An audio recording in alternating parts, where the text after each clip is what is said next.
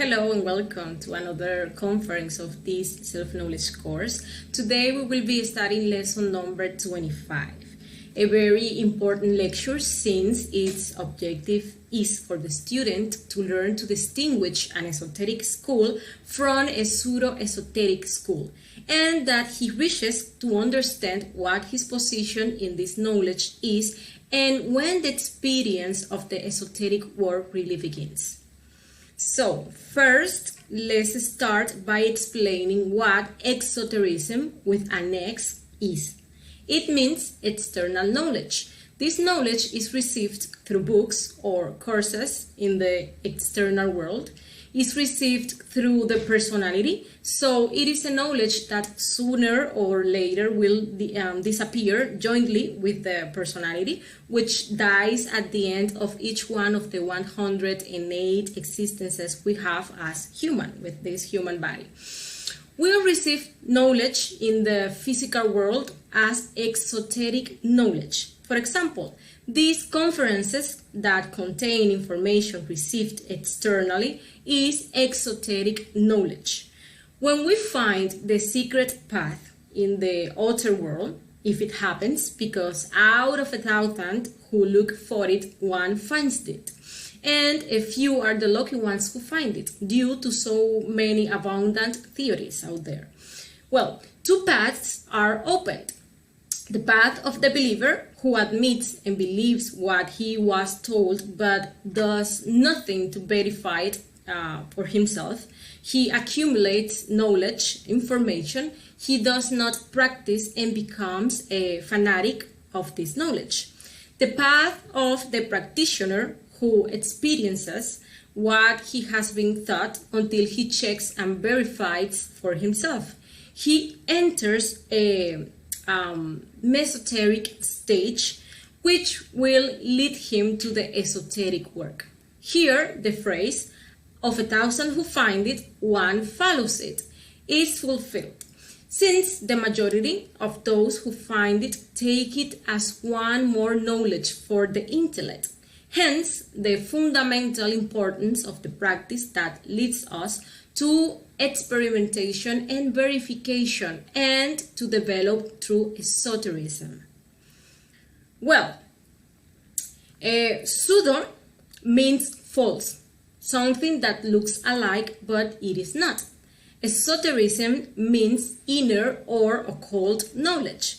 Therefore, pseudo-esotericism means false internal knowledge or false occult knowledge. In all cases, it is received by the personality and therefore not by the consciousness. Undoubtedly, in these times, it has multiplied exorbitantly. Pseudo-esoteric and pseudo-occultist schools abound everywhere. The merchandise of souls, books, theories is terrifying. Rare is the one who, among the web of so many contradictory ideas, truly manages to find the secret path.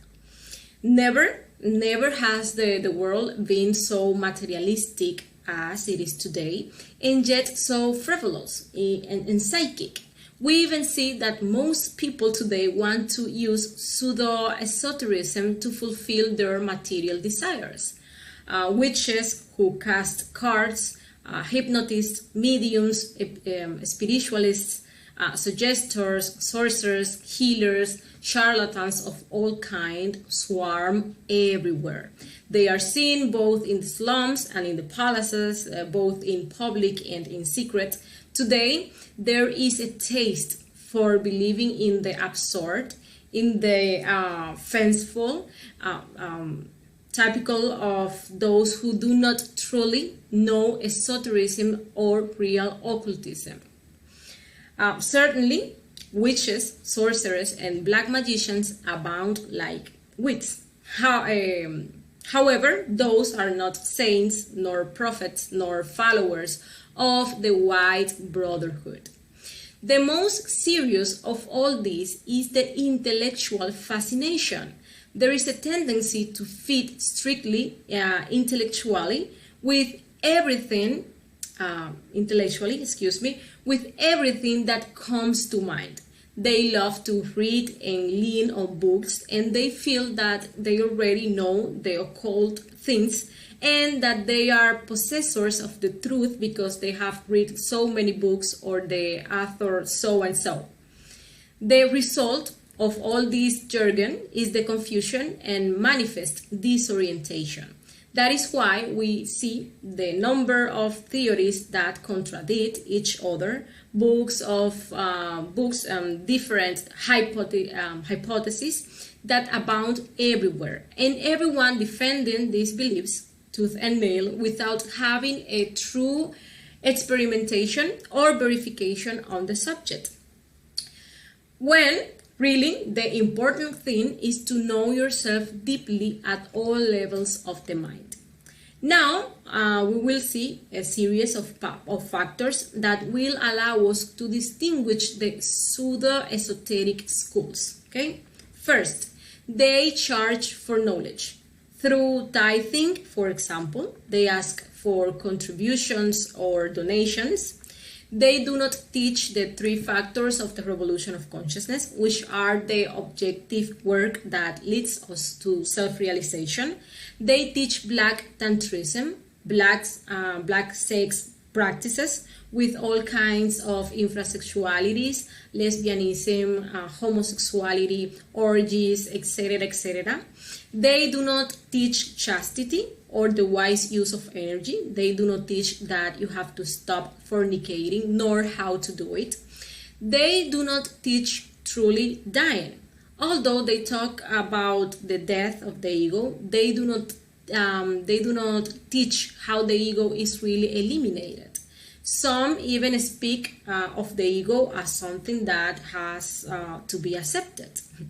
They do not teach that karma is paid in cash, nor that it can be negotiated, nor how to negotiate it. They say that all roads lead to Rome.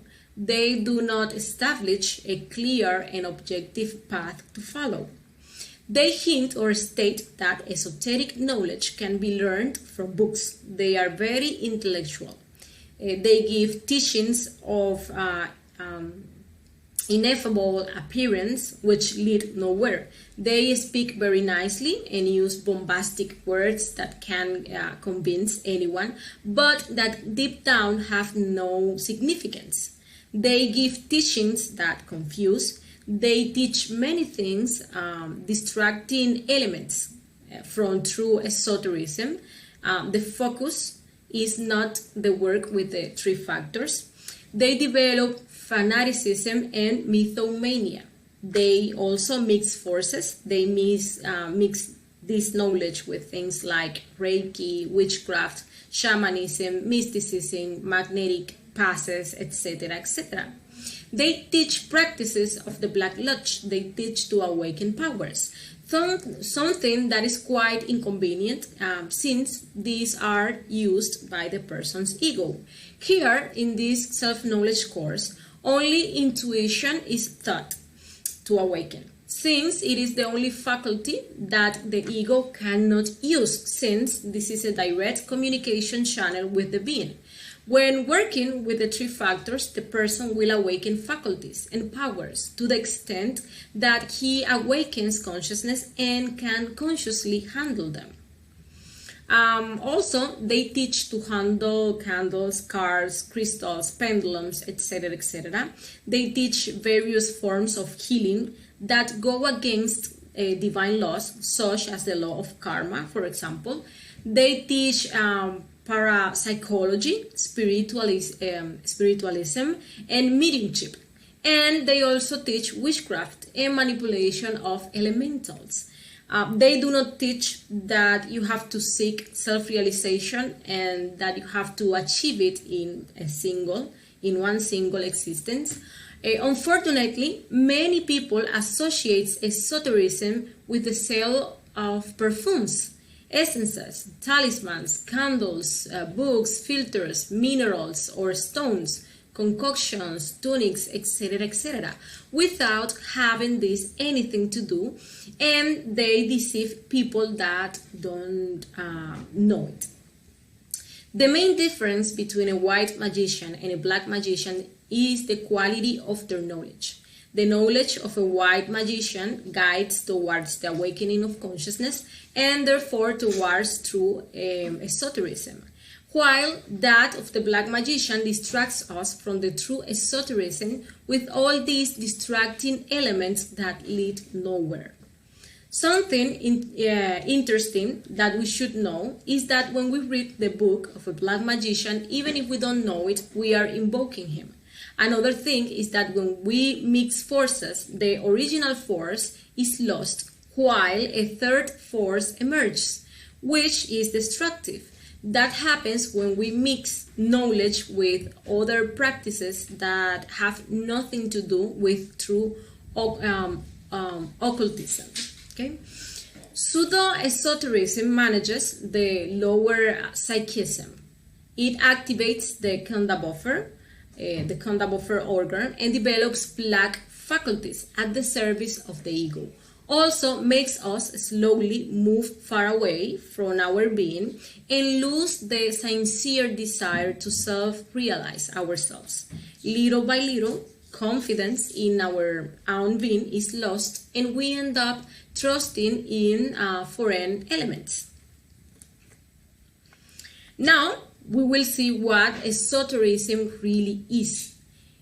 It means inner knowledge or occult knowledge. True esotericism seeks self-knowledge, which will only be found in our inner world. This knowledge is for the consciousness. It is not possible to get this knowledge in any external place, in any conduct manual, books, or a study center in the outside world. This knowledge is received in the internal worlds by the consciousness. Esoteric knowledge can only be reached through the practice of the three factors for the revolution of consciousness, which are the only three objective works that must be done. Psychological death to eliminate the ego, spiritual birth to create the existential bodies of the being, and sacrifice for humanity to develop disinterested love for others and generate merits to advance in our inner work. Esoteric knowledge is received internally. To the extent that we release consciousness, each released spark receives the knowledge that corresponds to it according to its vocation. There, within us, we will receive wisdom regarding the universe and everything that exists in it, and regarding our own being. When internally, we receive the esoteric knowledge in closed books through a conscious astral unfolding, for example, it is a knowledge exclusively for our being. It cannot be revealed in the external world. For this reason, we must know how to remain silent. But if it is received in an open book, it can be delivered to our students. It is a teaching that can be shared. Each being has its own knowledge. To the extent that the consciousness awakens and we enter into harmony with nature, we are given the wisdom that we had long ago. We will even remember everything we learned as we went through the different kingdoms of nature. Well, the practitioner checks with the three factors and the different practices learned. Okay, he makes his initiations of major mysteries, regenerates and creates the first 5 bodies until finishing the first mountain. But it is when the second mountain begins, when the Christic force is born, that he lends hope for the esoteric knowledge. And finishing the second mountain, he goes through the process of resurrection and enters the esoteric school of his ray as an adept. At that moment, when he integrates 3 forces into one, fused with his father, having already achieved self-realization, it is when he becomes a true esotericist. At that moment, he reaches the first degree of the universal wisdom. As you can see, it's a very long path. Most of the students make the mistake of feeling like an esotericist when up to now they are listening to the lectures, feeling initiated without having started practicing suprasets, feeling holy without having eliminated the first defect, feeling practitioner without having started to practice. All this because of the false feeling of the self, mixed with other defects such as fanaticism and mythomania. As we can see,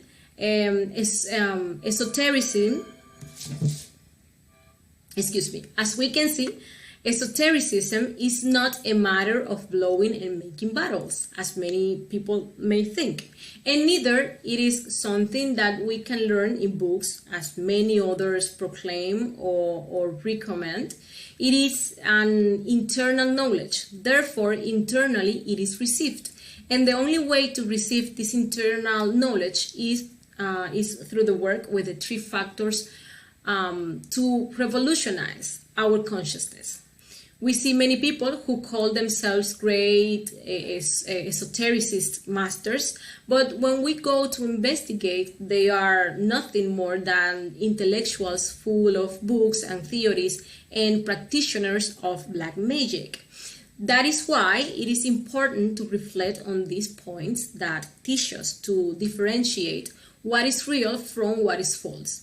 Even through an astral unfolding, we can investigate those schools and people who call themselves esotericists or occultists, and in this way not be deceived and diverted from the true path.